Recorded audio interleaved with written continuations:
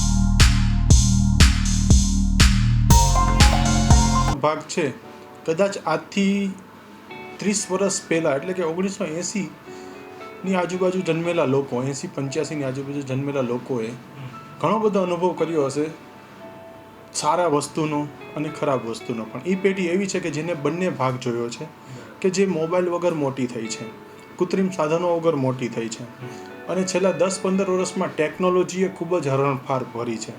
એનાથી કૃત્રિમ સાધનો, મોબાઈલ આ બધા આવતા ગયા છે।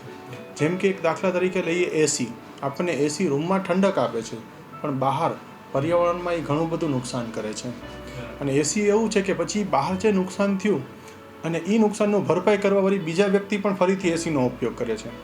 આમ ઉપયોગ વારંવાર વધતો જવાથી કુદરતી વાતાવરણમાં બધે નુકસાન થતું જાય છે, ને આપણે ફરજિયાત એને એસીના ભાગીદાર બનવું પડે છે। એટલે ક્યાંક અંશે મનુષ્ય એ જે સિસ્ટમ છે પ્રકૃતિની એને તોડી રહ્યું છે। હા, 100% કહી શકાય કે ભાઈ મનુષ્ય સિસ્ટમ તોડી રહ્યું છે, અને મનુષ્ય આજે જે સિસ્ટમનો ભાગ છે એને વીખી રહ્યું છે, અને આ કુદરતની સાથે છેડછાડ છે।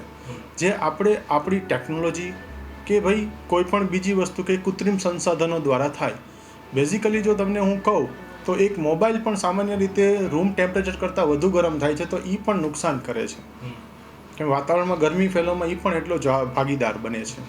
એટલે એને લઈને જે કહેવાય કે હેલ્થના પ્રોબ્લેમ અને સામાજિક જે અસરો ઊભી થાય છે એના વિશે શું કહેશો? હા, જો સામાન્ય રીતે આ બધી અસરોથી તમે આ જ વખતે રાજકોટમાં પણ ભોગવી રહ્યા છો 46-47 ડિગ્રી સુધીનું તાપમાન, જે બેઝિકલી 50-60 વર્ષનો રેકોર્ડ છે। તો આવા તાપમાન થવાથી માણસો ઉપર નહીં, આખા પ્રાણી જગત ઉપર, સજીવ ઉપર કે નિર્જીવ ઉપર પણ અસર થાય। નિર્જીવ એટલે પ્લાસ્ટિક રાખ્યું હોય તો પ્લાસ્ટિક પણ બેન્ડ વળી જાય, કૂતરું હોય રોડ ઉપર તો કૂતરાની ગરમી લાગવાથી હડકાયું થવાની શક્યતા વધી જાય, અથવા તો એ કોઈને બટકા ભરવા માંડે। તમે છાપામાં વાંચ્યું હશે, મોરબીમાં છેલ્લા 15 દિવસમાં 140 લોકોને કૂતરાએ બટકા ભર્યા। આવી બધી અસરો ગરમીમાં વધી જતી હોય છે, અને આવી ગરમી થવાથી ઘણીવાર સાપ પણ બહાર આવી જતા હોય છે, એના પણ હુમલા વધી જતા હોય। જંગલી પ્રાણીઓને પણ ગુસ્સો આવતો હોય, અને જંગલી પ્રાણીઓને માણસને પણ ગુસ્સો આવતો હોય, માણસને ભૂલાઈ જવાની શક્યતા વધી જતી હોય વસ્તુ, એમને ચક્કર આવી જતા હોય, બેભાન થઈ જતા હોય, અથવા તો ચીડિયાપણું પણ વધતું હોય। આ બધી વસ્તુ ડાયરેક્ટલી કે ઇનડાયરેક્ટલી આ બધી વસ્તુ એકબીજા સાથે સંકળાયેલી છે, અને માત્ર ને માત્ર પર્યાવરણના નુકસાનના કારણે આ બધી વસ્તુ આપણે ભોગવી રહ્યા છીએ। બાળકોને નેચરનું જ્ઞાન આપવું કેટલું જરૂરી? બાળકોને નેચરનું જ્ઞાન આપવું ખૂબ જ જરૂરી છે, કેમ કે આપણી ભવિષ્યની પેઢી જેમના હાથમાં છે તે આપણા બાળકો છે. અને એ પેઢી પાસે કોઈ પણ વસ્તુનું મૂલ્ય નહીં હોય તો એમને ક્યારેય ખબર નથી પડવાનું કે એની કિંમત શું છે. દાખલા તરીકે તમે અત્યારે નાના બાળકને શાંત કરવા માટે મોબાઈલ રમવા આપી દો છો, પછી તોડી નાખે છે અને તમે રિપેર કરાવીને ફરી પાછો આપો છો, પણ એને ખબર નથી કે 50,000નું રમકડું છે કે લાખ રૂપિયાનું, એને મૂલ્ય નથી થતો. એવી જ રીતે કુદરતની સાથે પણ જો બાળક ન ભળે તો એને વૃક્ષનું મૂલ્ય નથી થતું, કોઈ વસ્તુનું મૂલ્ય નથી થતું, કોઈ છોડનું મૂલ્ય નથી થતું. માણસો બધાને આજે એક વૃક્ષ નીચે પોતાની ગાડી ઠંડીમાં પાર્ક કરવી પોસાય છે, ગમે છે, ઈચ્છે છે, પણ એ વૃક્ષ ઉછેરવું કોઈને પસંદ નથી. હું એવું કહીશ કે જો એ વૃક્ષ વાઈફાઈ આપતું હોત ને તો આજે દરેક માણસ છે ને વૃક્ષ ઉછેરત. આ હકીકત છે આજની. બાળકોના અભ્યાસક્રમમાં નેચરને કેટલું મહત્વ આપવામાં આવ્યું છે સરકારશ્રી તરફથી? બાળકોના અભ્યાસક્રમમાં એવું છે કે સરકારશ્રી તરફથી ઘણી બધી જગ્યાએ ગ્રાન્ટ આપીને પણ નેચર ક્લબ સ્કૂલોમાં કોલેજોમાં ચલાવાય છે. અને એવા જ અવેરનેસ કેમ્પેઇન અમારા દ્વારા પણ આખા સૌરાષ્ટ્રભરની સ્કૂલો કોલેજોમાં સરકારી સ્કૂલોમાં પણ વિનામૂલ્યે કરવામાં આવે છે.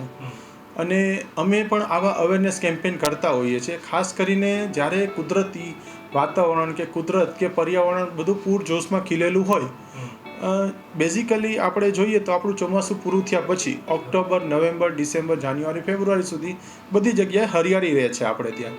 તો એ દરમિયાન અમે પ્રવાસો કરતા હોઈએ છીએ, મુલાકાતો કરતા હોઈએ છીએ. સ્કૂલ કોલેજના બાળકોને લઈ જઈને એમને પશુ, પક્ષી, જીવજંતુ કે પછી સરીસૃપ કે પછી વૃક્ષો, વનસ્પતિઓ અને જડીબુટ્ટીઓ ઓળખાવતા હોઈએ છીએ ને એમનું મૂલ્ય સમજાવતા હોઈએ છીએ અમે. ને આવી રીતે અમે એમને એજ્યુકેટ કરતા હોઈએ છીએ. નેચર ક્લબ રાજકોટ વિચાર ક્યાંથી આવ્યો, ઉદ્ભવ સ્થાન શું, અને કેવો પ્રવાસ નેચર ક્લબે અત્યાર સુધીમાં ખેડ્યો છે? બેઝિકલી વાત કરું તો આ એક પર્સનલી આવેલો વિચાર છે, જેને આજની તારીખે પણ 10 વર્ષ પછી પણ કોઈ પરફોર્મ નથી કર્યું કાંઈ. સોરી, કટ કરજો. નેચર ક્લબ રાજકોટ લગભગ આજથી 10 વર્ષ પહેલાં આવેલો વિચાર છે, જેને આજની તારીખે ક્યાંય રજિસ્ટ્રેશન્સ નથી કરેલું, બરાબર. તો એનું કામ બધી જગ્યાએ જોવા મળે છે. અને અમે આ પ્રવૃત્તિ 100% વ્યવસાયિક રીતે નથી કરતા. આમાંથી અમારો એક પણ આશય નથી હોતો. ઉલટાનું અમે આમાં પૈસા ખર્ચીને આ વસ્તુ કરતા હોઈએ છીએ. અને આના દ્વારા છેલ્લા 10 વર્ષમાં લગભગ અમે 1000થી વધુ કાર્યક્રમો કર્યા છે.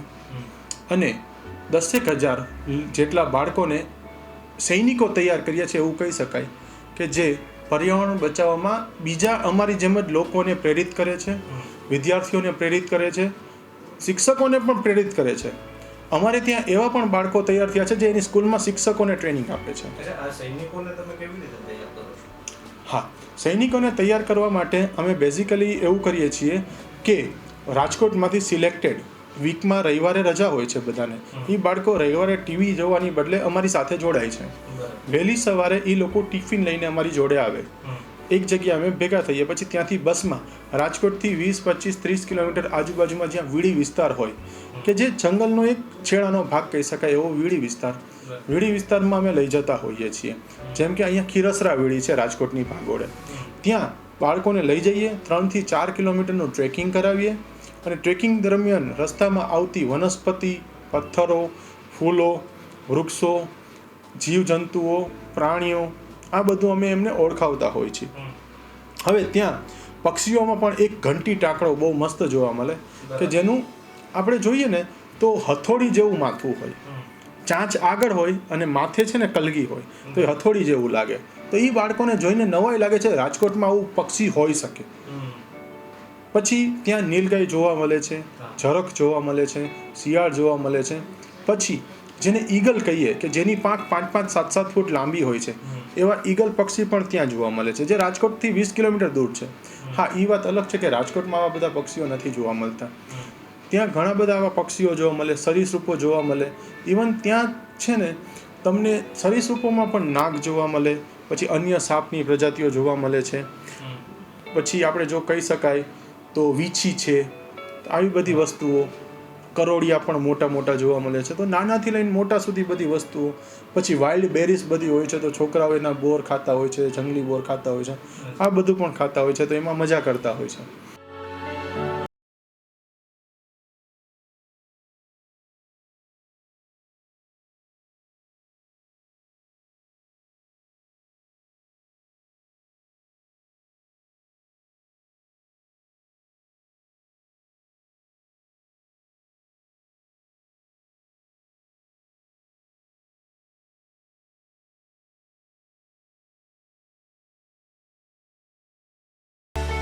રાજકોટ મહાનગરપાલિકા દ્વારા લોકોની સુખાકારી માટેની વિવિધ યોજનાઓ અને મોટા મોટા પ્રકલ્પ તૈયાર કરી અને સમયાંતર પૂર્ણ કરવામાં આવે છે. સાથોસાથ શહેરના પર્યાવરણ સુધરે, શહેરના નાગરિકોને સારું પર્યાવરણ મળે અને હરવા ફરવાના સારા માધ્યમો મળે એ હેતુથી પણ કામગીરી કરવામાં આવે છે, જે અતિ આવશ્યક કામગીરી છે. દિવસે ને દિવસે કથળતા જતા પર્યાવરણની અંદર લોકફાળો અવશ્ય બની રહે અને રાજકોટ હરિયાળું બને એના માટેના રાજકોટ મહાનગરપાલિકાના છેલ્લા ઘણા વર્ષોથી પ્રયાસ રહેલ છે. એમાં અંશતઃ સ્તરે લોકો તરફથી સહકાર મળવા પામે છે. અમુક વિસ્તારની અંદર ખૂબ જ સહકાર મળે છે, અમુક લેવલે ઓછો મળે છે. ત્યાં અમારી પણ ક્યાંય મિસ્ટેક હશે, અમે એ લોકોને નહીં સાંકળી શક્યા હોય એવું પણ બને. છતાં પણ રાજકોટ શહેરની અંદર મહાનગરપાલિકા દ્વારા લોક સુખાકારીના ભાગરૂપે શહેરના સમાંતર વિકાસને ધ્યાને લઈ અને શહેરનું પર્યાવરણ સુધરે એના માટેના અથાગ પ્રયત્ન કરી અને ટાંચા સાધનો ખૂબ જ અત્યારે હાલની પરિસ્થિતિની અંદર જોઈએ તો દિવસે ને દિવસે પાણીની માત્રા દિવસે ને દિવસે ઘટતી જાય છે. વૈશ્વિક સ્તરની એક આપણી ફરિયાદ ગણીએ કે આપણી ખેંચ ગણીએ, છતાં મ્યુનિસિપલ કોર્પોરેશન રાજકોટ દ્વારા આવા બગીચાઓ જે બનાવવામાં આવ્યા છે એની અંદર ટ્રીટેડ વોટર અને વહી જતું ખોટું પાણી જે છે એનો ઉપયોગ કરી અને અત્યારના 60થી 70% વિસ્તારને અમે એ પાણીના ઉપયોગથી બગીચાઓ, રોડ સાઇડ પ્લાન્ટેશન, રોડ ડિવાઈડર્સ એ વગેરેનો અમે નિભાવ કરીએ છીએ. હાલ રાજકોટ શહેરમાં 128 નાના મોટા સ્થળો જે ફરવાના છે, વિસ્તાર, સોસાયટીના વિસ્તારો, સોસાયટીના નજીકના વિસ્તારો, નદી કાંઠાના ભાગો, પ્રદ્યુમન પાર્કના વિસ્તાર, આજી ડેમ, ન્યારી ડેમ વગેરે વિસ્તારોની અંદર આવી સુવિધા ઊભી કરવામાં આવેલ છે. હાલ ગત વર્ષની અંદર રાજકોટ મહાનગરપાલિકા દ્વારા પાણીની ખેંચ હોવા છતાં 2 બગીચાઓ કરી અને તૈયાર કરીને લોકોના ઉપયોગમાં મૂકી દીધા છે. સાથોસાથ 4 બગીચાઓની કામગીરી વિકાસના તબક્કે ચાલુ છે. પર્યાવરણ દિવસની અંદર આપણે એક ઉમળકાભેર કરતા હોય કે આ દિવસ બધા દિવસો મનાવીએ છીએ. દિવસ બધા મનાવવાના જ હોય સાથે રહીને. એની અંદર સંઘભાવના કેળવાશે, લોકોના વિચારોની ગોષ્ઠી થશે, શું કરવું, ક્યાં કરવું, કેટલું કરવું, કેવી રીતે કરવું, કોના સહકારથી કરશું, આવી ગોષ્ઠીઓ પણ થતી હોય છે. પરંતુ એનું હકારાત્મક પરિણામ સુધી પહોંચી શકતા નથી આપણે. આપણા રાજકોટને ખરા અર્થમાં હરિયાળું, રળિયામણું અને પર્યાવરણમય તેમજ આવનારી પેઢીને કાંઈક આપણે સારો વારસો આપી જઈએ એના માટે કહેવામાં આવે કે રાજકોટમાં રહેવા માટે સારું છે, રાજકોટનું વાતાવરણ સારું છે, રાજકોટનું સ્વાસ્થ્ય સારું છે, રાજકોટનું માનસિકતા સારી છે. જ્યાં પ્રકૃતિ હશે ને ત્યાં માનસિકતા બહુ સારી હશે. એ ગણી અને આપણે વિશ્વ પર્યાવરણ દિવસની ઉજવણી કરવા જઈ રહ્યા છીએ ત્યારે રાજકોટના અને રાજકોટની પેરીફેરીમાં રહેતા નગરજનો કે જે ટૂંક સમયમાં રાજકોટમાં પડશે કે આવનારા દિવસોમાં પડે ત્યારે રાજકોટ, આપણા રાજકોટ પ્રત્યે એક ઠંડીની ભાવના ફેલાય, એક લાગણીની ભાવના ફેલાય એના માટે શહેરના હયાત વૃક્ષોની જાળવણી કરીએ, બાગ બગીચામાં નુકસાની ન કરીએ અને ઘર આંગણાને આજુબાજુના પાડોશીના વિસ્તારમાં જ્યાં એને કોઈ ફિઝિકલી કામ કરી ન શકે હોય તો એને વૃક્ષ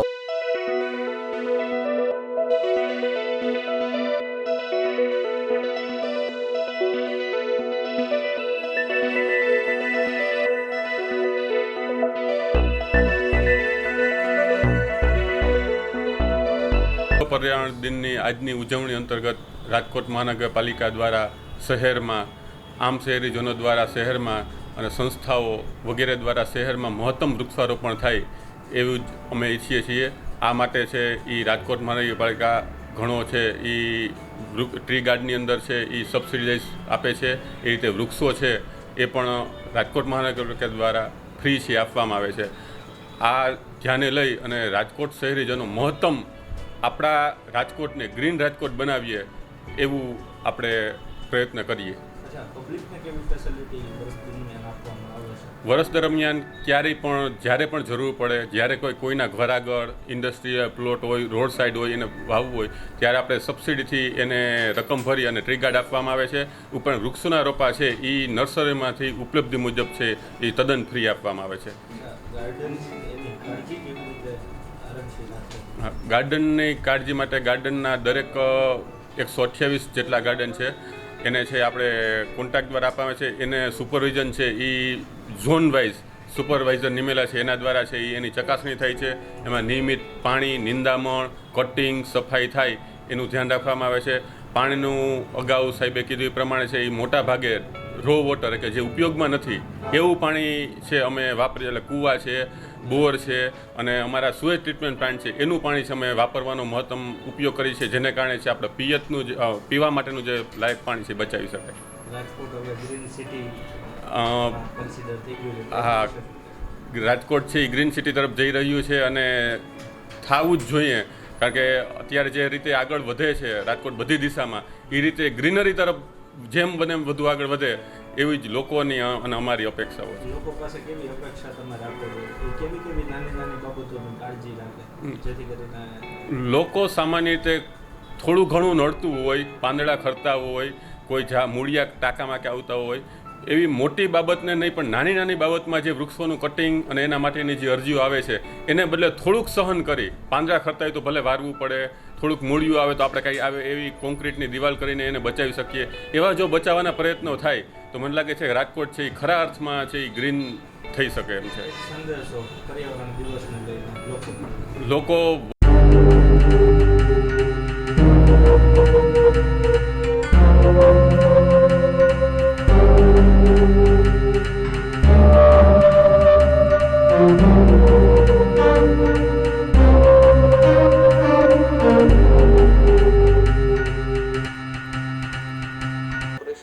ફોરેસ્ટ ડિપાર્ટમેન્ટ દ્વારા એક સંયુક્ત રીતે એક તરુ યાત્રાનું આયોજન કરવામાં આવી રહ્યું છે. તરુ યાત્રા અંતર્ગત તમામ શહેરીજનોને 1 લાખથી વધારે વૃક્ષો આપીને એ વૃક્ષોનું વૃક્ષારોપણ થાય, જતન થાય, ઉછેર થાય એ પ્રમાણે એક આયોજન કર્યું છે. બીજા 1 લાખ ઉપરાંત બીજા 1 લાખ જે ઝાડ છે એ ઝાડનું પણ વૃક્ષારોપણ, ઉછેર અને જવાબદારી એ રાજકોટ મ્યુનિસિપલ કોર્પોરેશનના તમામ ડિપાર્ટમેન્ટ દ્વારા તમામ NGO સાથે આજે એક બેઠક કરવામાં આવેલ હતી. એટલે તમામ ડિપાર્ટમેન્ટ અને તમામ NGOને રાજકોટમાં જે GIS મેપ કરવામાં આવ્યું છે એમાં કયા વોર્ડમાં કયા પ્લોટમાં ઓછા વૃક્ષો છે એ પ્રમાણે એક વૈજ્ઞાનિક ઢબે આયોજન કરવામાં આવ્યું છે. આજે તમામ ડિપાર્ટમેન્ટ્સને અને તમામ NGOsને કયા પ્લોટમાં, કયા રોડ સાઈડમાં, કયા જગ્યાએ પ્લાન્ટેશન કરી શકાય એનું એક સંપૂર્ણપણે એક લિસ્ટ આપવામાં આવેલ છે. એ ટીપી પ્લોટ અથવા જે કંઈ રોડ સાઈડ હોય, રિવર સાઈડ હોય, મોકળા કાંઠા હોય, નદી કાંઠા હોય અથવા વોટર બોડીઝના આજુબાજુ હોય એ તમામ જગ્યાઓમાં વૃક્ષારોપણ કરવા માટે એક લિસ્ટ તમામને આપવામાં આવ્યું છે અને તમામ NGOs અલગ અલગ જગ્યાઓ પણ પસંદ કરવામાં આવેલ છે. એ તમામ જગ્યાઓમાં 15 જુલાઈથી જે છે એ વૃક્ષારોપણ કરવાનું અત્યારે નિશ્ચિત કરવામાં આવ્યું છે.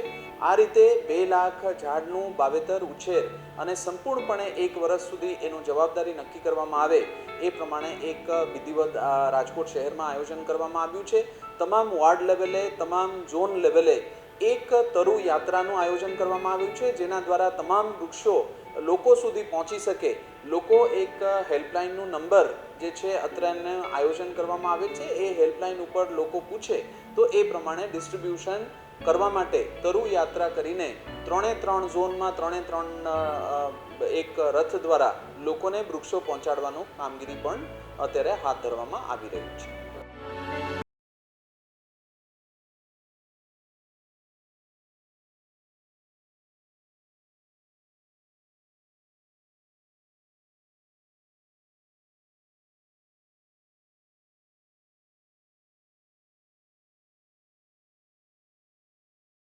પર્યાવરણ દિવસ છે એની મુખ્ય આ વખતની જે વર્લ્ડ એન્વાયરમેન્ટ ડેની થીમ છે એ એર પોલ્યુશન ઉપર છે, કે જેમાં અંદાજે વર્ષે 70 લાખ લોકો સમગ્ર વિશ્વમાં અંદાજે મૃત્યુ પામે છે એવો અહેવાલ છે.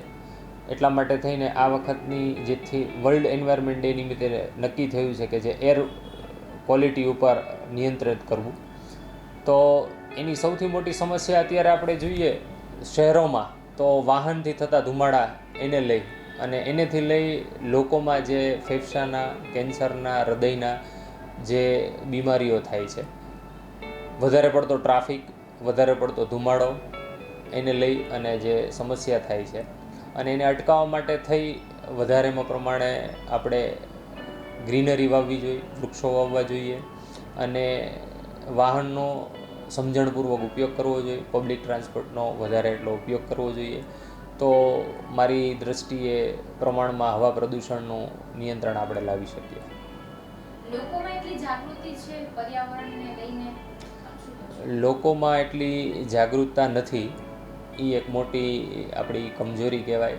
આપણા સંવિધાનમાં તંત્રની જેટલી જવાબદારી છે એટલી જ દરેક નાગરિકની પણ એટલી જ જવાબદારી છે પર્યાવરણ જાળવણીની. પણ લોકો એવું સમજે છે કે માત્ર તંત્રને જ કામ કરવાનું. ખરી હકીકત એવી નથી. લોકોની પણ પર્યાવરણની જાળવણીની, જળ, જમીન ને જંગલ, આ ત્રણેયની જાળવણી અને એની સંભાળ રાખવાની તંત્ર અને નાગરિક બંનેની છે. મિત્રતા તો તમે ઘણી જોઈ હશે, પરંતુ કેશોદના હરસુખભાઈ ડોબરિયાની પક્ષીઓ સાથેની મિત્રતા જેવી તમે ક્યાંય નહીં જોઈ હોય. આપને જાણીને આનંદ થશે કે હરસુખભાઈ ડોબરિયા છેલ્લા 20 વર્ષથી આ રીતે પક્ષીઓને ભોજન પૂરું પાડે છે અને પક્ષીઓ પણ નિયમિત રીતે હરસુખભાઈના ઘરે પહોંચી જાય છે. હરસુખભાઈ એક ખેડૂત છે અને પોતાના ઘરે જ છત ઉપર એક ખાસ પ્રકારનું પ્લેટફોર્મ બનાવ્યું છે અને તેમાં દરરોજ સવાર સાંજ બાજરીના ડુંડા અને મગફળીના દાણા તેમજ જુવારની ચણ નાખે છે અને પછી 1-2 પક્ષીઓ નહીં પરંતુ 3000 જેટલા પક્ષીઓ આવે છે. પક્ષીઓમાં સૌથી વધુ પોપટ, સુગરી, દેશી ચકલી જેવા અનેક પક્ષીઓ કોઈ પણ પ્રકારના ભય વગર ભોજન આરોગે છે અને પછી પોતાના માળામાં ચાલ્યા જાય છે. હરસુખભાઈ સાથે તેનો પરિવાર પણ પક્ષી પ્રેમી છે. હરસુખભાઈએ અનેક છોડ પણ ઉગાડેલ છે અને તેઓ નાના છોડ ઝાડવાની ખૂબ જ સાર સંભાળ રાખી તેનું જતન કરે છે. આજે વિશ્વ પર્યાવરણ દિવસ છે ત્યારે દિન પ્રતિદિન પ્રદૂષણનું પ્રમાણ વધી રહ્યું છે. તેવામાં હરસુખભાઈ જેવા પક્ષી પ્રેમી, પર્યાવરણ પ્રેમી પણ છે કે જેઓ પક્ષીઓ તથા વૃક્ષો ઉગાડીને તેની જાળવણી કરે છે, તેનું જતન કરે છે. હું જુનાગઢ જિલ્લાના કેશોદ તાલુકામાં કેશોદ જ રહું છું અને હું એક પર્યાવરણમાં જાગૃતિ ધરાવું છું અને અમે ઘરમાં 5 જણા છીએ તો માણસ દીઠ 5 ઝાડવા વાવ્યા છે. એટલે દરેક માણસને હોને ઝાડવા વાવવા જોઈએ અને પર્યાવરણનું જતન કરવું જોઈએ.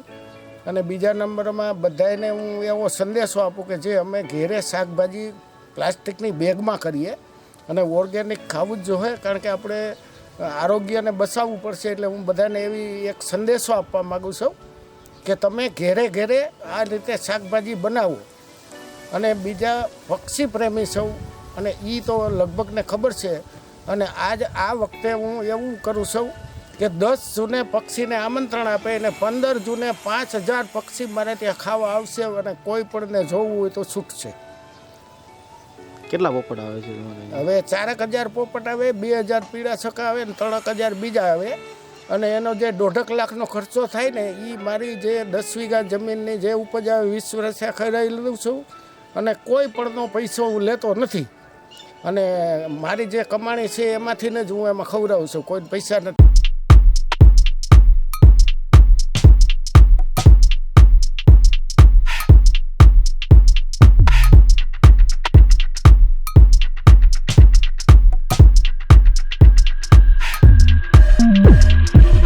આજે વિશ્વ પર્યાવરણ દિવસ નિમિત્તે હું લોકોનો સંદેશો એ આપું છું કે ભાઈ પર્યાવરણ દિવસની ઉજવણી ખરેખર એક દિવસ નથી.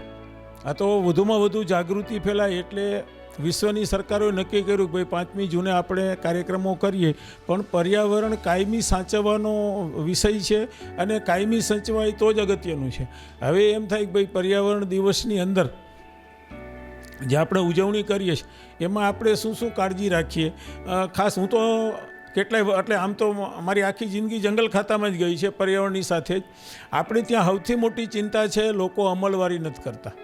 ખબર બધી છે, બધી મહત્ત્વની ખબર છે, પણ અમલવારી નથી કરતા. એટલે હું ખાસ આજના દિવસે હું બધાને એમ કહું કે ભાઈ તમે જે કાંઈ પર્યાવરણની માહિતી જાણો છો, જાણતા હોય અને તમે જો અમલ ન કરો તો એ સૌથી ખરાબ બાબત છે. તમને નથી ખબર પર્યાવરણના નુકસાનની અને તમારાથી કામ થતું હોય તો ઠીક છે, પણ ખાસ તો તમારે એની જાળવણી કરવા માટે ખૂબ જ ધ્યાન રાખવા જેવું છે. આ યુગનો સૌથી ગંભીર પ્રશ્ન હોય તો પર્યાવરણ છે. જો આપણે પર્યાવરણ નહીં સાચવીએ તો લાંબા ગાળે ખૂબ નુકસાન થવાના છે. એટલે હું લોકોને ખાસ કહું કે ભાઈ પર્યાવરણ, ઘણા બધા મુદ્દા, પર્યાવરણ એટલે એક શબ્દ નાનો છે પણ બહુ જ વિશાળ છે. એનો અર્થ કે આપણે જ્યાં રહીએ છીએ આજુબાજુનું જે કાંઈ પરિસર છે, પર્યાવરણ છે, એ જો સચવાય, ખાસ તો સજીવ જીવો માટે બહુ જ અગત્યની વસ્તુ છે કે પર્યાવરણ અનુકૂળ ન હોય તો આપણે જીવી જ ન શકીએ. એટલે પર્યાવરણ આપણી આજુબાજુનું આપણે સાચવતા થઈએ એ બહુ જ જરૂરી છે. અત્યારે હવાનું પ્રદૂષણ વધતું જાય છે, તો એના માટે તમે શું કહેશો? હા, હવાનું પ્રદૂષણ વધે છે ને એમાં હું તો ખાસ કરીને એમ કહું કે આપણે ત્યાં સંગીત અને ઘોંઘાટની ખબર જ નથી. ખાસ તો ડીજે લગ્ન પ્રસંગોમાં આપણે સાંભળીએ તો ભયંકર અવાજો હોય છે. ખરેખર સુપ્રીમ કોર્ટનો એક એવું જજમેન્ટ છે કે 75 ડેસિબલથી અવાજ મોટો હોવો ન જોઈએ. 50 ડેસિબલનો અવાજ એવડો હોય કે 50 વ્યક્તિને તમે માઇક વિના સંભળાવી શકતા હોય ને, એ 50 ડેસિબલ અવાજ કહેવાય. એટલે અવાજનું આપણે ત્યાં ખૂબ જ પ્રદૂષણ છે, આપણને ખબર જ નથી પડતી. ઘણા બધા કારખાના, ફેક્ટરીઓ હોય અથવા તો વાહનોના જે કાંઈ સાયલેન્સર છે એની અંદર આપણે જો પૂરેપૂરું રિપેરિંગ, કાળજી રાખીએ ને તો જે અવાજનું પ્રદૂષણ છે એની ઓછું થાય. એક સંશોધન તો એમ કહે છે કે જે લોકો વધુમાં વધુ અવાજમાં જીવે છે ને ત્યાં ક્રાઇમ એટલે ગુના બહુ વધે છે, માનસિક અસર બહુ મોટી ઊભી થાય છે. અને તમારે અવાજનું પ્રદૂષણ જો ઓછું કરવું હોય તો એના માટે વૃક્ષો બહુ જ અગત્યના છે. આપણા ઘરની આજુબાજુ આપણે જ્યાં પણ રહીએ છીએ ત્યાં ચારે બાજુ જો વૃક્ષો વાવેલા હોય તો અવાજ ઓછો આવશે. તમે જેમ કીધું કે કાચના અત્યારે ઓફિસને એ બધા બનાવે છે મકાનને, તો એનું તમે શું કહેશો કે એના શું નુકસાન થાય છે? ખાસ તો આપણને પૂરી જાણકારી વિના અત્યારે શહેરની અંદર અને ગામડામાં શરૂ થઈ ગયું છે કે ભાઈ કાચના મકાનો આપણે બહુ મોટા મોટા બનાવીએ, ભવ્ય બનાવીએ, કાચની બહુ જ મોટી બારીઓ હોય. આપણને એમ થાય કે આ બહુ સારું છે. પર્યાવરણની રીતે કાચ છે ને કાર્બન ડાયોક્સાઇડને સંગ્રહી લે, ગરમીને, અને પછી બહાર જવા ન દે. એટલે દી હાથમાં પછી એ બહુ ગરમ હોય. ધારો કે રાજકોટની વાત કરીએ તો 7 વાગે સાંજે આપણને ગરમી લાગે અને રાજકોટથી દૂર આપણે 15-20 કિલોમીટર દૂર જઈએ ગામડા અથવા જંગલમાં તો ત્યારે આપણને ઠંડક લાગતી હોય છે. એટલે હું લોકોને ખાસ વિનંતી કરું છું કે જે લોકો પર્યાવરણને માનતા હોય, પર્યાવરણ સાચવવાની જવાબદારી સમજતા હોય ને, એને કાચ, મકાન, ઓફિસ અથવા ફેક્ટરીમાં વધુમાં વધુ કાચ ન વાપરવા જોઈએ. શક્ય હોય ત્યાંથી ઓછામાં ઓછા કાચનો વપરાશ થાય ને એવું કરવું જોઈએ. હું તો એમ કહું આપના માધ્યમ દ્વારા કે વધુમાં વધુ ધ્યાન જે અલગ અલગ સંસ્થાઓ છે પર્યાવરણની, એ વધુમાં વધુ વિદ્યાર્થીઓને વગડામાં લઈ જાય, કુદરતનું શિક્ષણ ત્યાં જ આપે, એ સૌથી મોટી તાતી જરૂરત છે. અને સરકારશ્રીએ પણ એમાં બહુ ધ્યાન આપવા જેવું છે કે ભાઈ આપણું જે કાંઈ બજેટ હોય એનો જાજો હિસ્સો વિદ્યાર્થીઓને વગડામાં ફેરવવા માટે જો આપણે વાપરીએ તો લાંબા ગાળે પર્યાવરણને જ ફાયદો થશે અને બાળકો અમલ કરશે. એની પાસે બહુ લાંબી જિંદગી છે એટલે પર્યાવરણને ફાયદો થશે. એટલે લોકોને હું ખાસ એક વિનંતી કરું છું વડીલ તરીકે કે તમારાથી શક્ય હોય એક ઝાડ ઉછરે એમ તો એક વાવજો, 2 નહીં વાવતા, પણ જેટલું તમારાથી ઉછરે એટલું જો મક્કમ રીતે કામ કરીએ ને તો ભારતની વસ્તી બહુ મોટી છે. આપણી પાસે પ્રસંગની ઉજવણીમાં ખૂબ પૈસા છે અને પર્યાવરણ સૌથી મોટો ધર્મ છે. એમ જો ગણીને આપણે અમલવારી કરીએ ને તો બહુ સહેલું કામ છે. ખાસ હું એક છેલ્લે વાત કરું કે પ્લાસ્ટિકનો વપરાશ દિવસે ને દિવસે વધતો જાય છે. ખાસ તો જ્યાં આપણે ફરવા જઈએ, જ્યાં કુદરતની જગ્યાઓ છે ત્યાં વાસણ ભેગા નથી લઈ જતા અને ફેંકી દેવાના જે ડીશો હોય છે એ આપણે ભયંકર કચરો કરી અને પાછા આવીએ છીએ. એટલે હું તો એમ કહું કે આપણે જંગલોની અંદર જઈએ છીએ ને તો જંગલો બગાડવા જઈએ છીએ. એટલે ખાસ આપના માધ્યમથી હું વિનંતી કરું છું કે જાહેર સ્થળો ઉપર જ્યાં પણ તમે ફરવા જાઓ, આનંદ મેળવવા જાઓ, એને તમારાથી ગંદુ તો નહીં કરતા, ખરેખર તો ચોખ્ખું કરવું જોઈએ. અત્યારે ઘણી બધી સંસ્થાઓ નદી તળાવો સાફ કરે છે અને એ પાણીને પવિત્ર રાખવું, ચોખ્ખું રાખવું ને એ આપણી બહુ મોટી ફરજ છે, બહુ જવાબદારી છે. એટલે લોકોને હું આ તકે વિનંતી કરીશ કે તમે અમલ કરો ને એ બહુ મોટી વસ્તુ છે.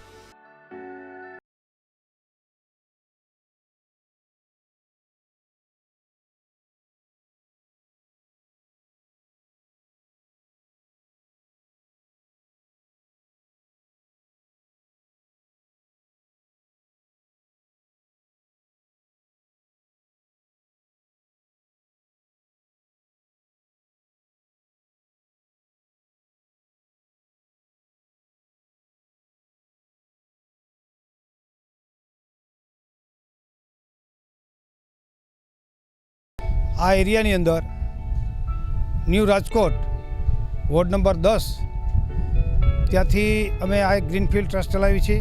એક અમે સંકલ્પ કર્યો છે કે આપણે રાજકોટ ગ્રીન ન થાય ત્યાં સુધી વૃક્ષ વાવવાનું ચાલુ જ રાખવું, વાવી અને મોટા કરવાના. આ સંસ્થા અમે 20 વર્ષથી આ ચલાવી છે અને રાજકોટને અમે એક સંદેશો આપીએ છીએ કે આજે 45 ડિગ્રી જેવું ટેમ્પરેચર આજે છે અને આવતીકાલે 5 જૂન એટલે આપણે વિશ્વ પર્યાવરણ દિવસ, કાલે પણ એટલી બધી ઊંચી હશે. તો મારે બધી રાજકોટની જનતાને એક સૂચન એટલું કરવું છે કે આપણે દરેક માણસ આપણે ઘરે જે કાંઈ પણ લીલું થાય ગ્રીન, છેલ્લી બાકી આપણે તુલસી વાવી શકીએ. પછી બહાર જે તે જગ્યા હોય, ગમે ત્યાં ક્યારી હોય, ક્યારો હોય, તો આપણે ત્યાં કંઈ પણ ગ્રીન કરી તો આ જે અટાણે જે ટેમ્પરેચર જે છે એ ટેમ્પરેચર ઘણું બધું નીચું જાય. આજે રાજકોટની અંદર જે આટલી ગરમી પડી એટલે આ સરકારી બધી જે સંસ્થાઓ જે આપણે કોર્પોરેશને જે બધે સર્વે કરાવ્યું આ રાજકોટની અંદર, તો ત્રિકોણબાગમાં હાઈએસ્ટ ટેમ્પરેચર આવ્યું બધા આખા રાજકોટમાં, બધાથી ઊંચું ટેમ્પરેચર ત્યાં આવ્યું. અને નીચામાં નીચું ટેમ્પરેચર અમારે બાલમુકુંદ પ્લોટ નિર્મલા રોડનું આવ્યું, જે આપણે આ વિસ્તાર મુખ્યમંત્રી વિજયભાઈ રૂપાણીનો છે. આ વિસ્તારની અંદર સૌથી નીચામાં નીચું ટેમ્પરેચર અહીંયા આવ્યું. હવે અહીંયા એટલા બધા વૃક્ષ છે કે તમે જોવા આવો તો અમે અલગ અલગ ટાઈપના ઔષધિના વૃક્ષો બધા વાવ્યા છે, જે ઘણા માણસોને ખ્યાલ પણ હોય. કાકચીઓ છે, તો કાકચીઓ જે છે કે આપણે હિમોગ્લોબિનમાં બહુ સરસ, અને બાળકોને પેટમાં દુખતું હોય તો કાકચીઓ છે. મીઠા લીમડા છે આપણે. પછી જે ઔષધિમાં અરલી ટેટુ, વાયવારણો, જે કેન્સરની બીમારીમાં ઘણા બધા એવા બધા ઔષધિનું નામ તો લિસ્ટ બહુ મોટું છે, પણ મેન બોલું આ બાલમુકુંદની અંદર અમે આ ટાઈપના વૃક્ષો ઉછેરીને મોટા કરી છીએ. તો રાજકોટની જનતાને મારે કહેવાનું છે કે બધા આપણે જે કાંઈ પણ આ ઝાડ તમે ઘરે વાવશો, હું વાવી, તો આપણે ગરમી તો બધા આપણે આમ જો ગરમી સહન આપણે કરી છીએ. તો એની હિસાબે આ જે ટેમ્પરેચર નીચું જાય, વરસાદ આવે, આ ગરમી ન થાય, અને આ કુદરતી એસી, આ તમે એક ઝાડ વાવશો તો એસી જ છે સમજી અને દરેક માણસ જે કાંઈ ઝાડ વાવે ઘરે એની જેવી જગ્યા, અને કોઈ પણ માણસને ઝાડ વાવવું હોય તો અમે ગમે ત્યારે ઝાડ ઘરે આવી અને ફ્રીમાં વાવી જશું. તો મારો નંબર છે 94 269 15 અમારો કોન્ટેક કરી અમે ગમે ત્યાં આવી અને તમને ઝાડ વાવી દેશું. અને એનું જતન તમે કરો, પાણી પાવામાં બીજું લાંબુ કાંઈ નથી. આપણે ફરિયું સાફ કરતા ને એની ક્યારી આખી બનાવી અને એનું પાણી ઢળીને, એ જે ફરિયાનું પાણી ઢળીને જે એ જાય ઝાડમાં જાય તો પણ ઝાડ થઈ જાય અને ખાતર થાય અને ઝાડ બહુ સરસ થઈ જાય. તો દરેકને જે આવતીકાલે 5 જૂન છે, વિશ્વ પર્યાવરણ દિવસનો છે, તો બધા ઝાડ જે કાંઈ આપણે જે કાંઈ બને પબ્લિકથી તમે જે નાની ક્યારીમાં વાવો, એવી મારે રાજકોટની જનતાને અપીલ છે.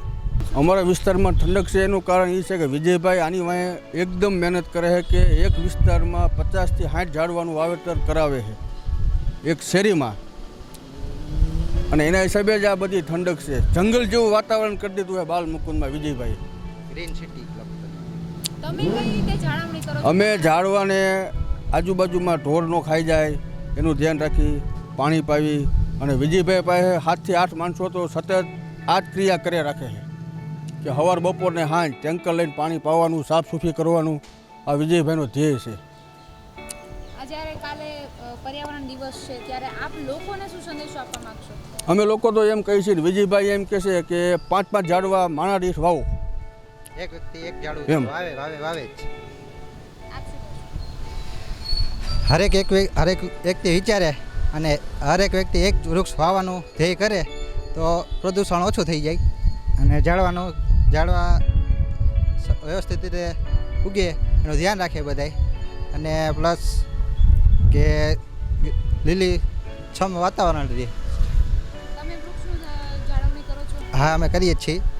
મારી દુકાન પાસે છે ઝાડું, અમે એને પાણી પાઈ છીએ અને વ્યવસ્થિત રીતે રાખીએ છીએ અને સાચવણી કરીએ છીએ.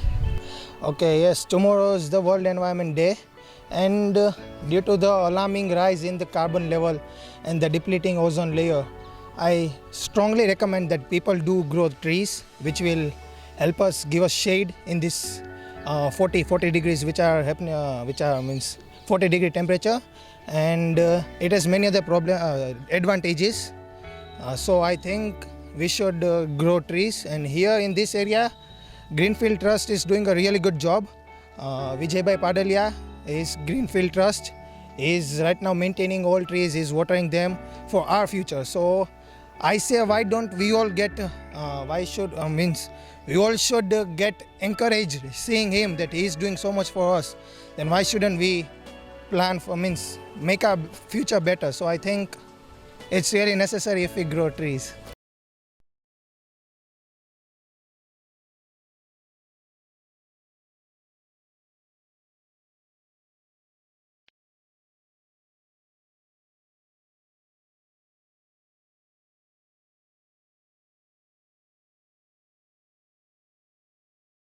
તો દર્શક મિત્રો, આજે 5 જૂન એટલે કે વિશ્વ પર્યાવરણ દિવસની વિશેષ રજૂઆત આપણે નિહાળી.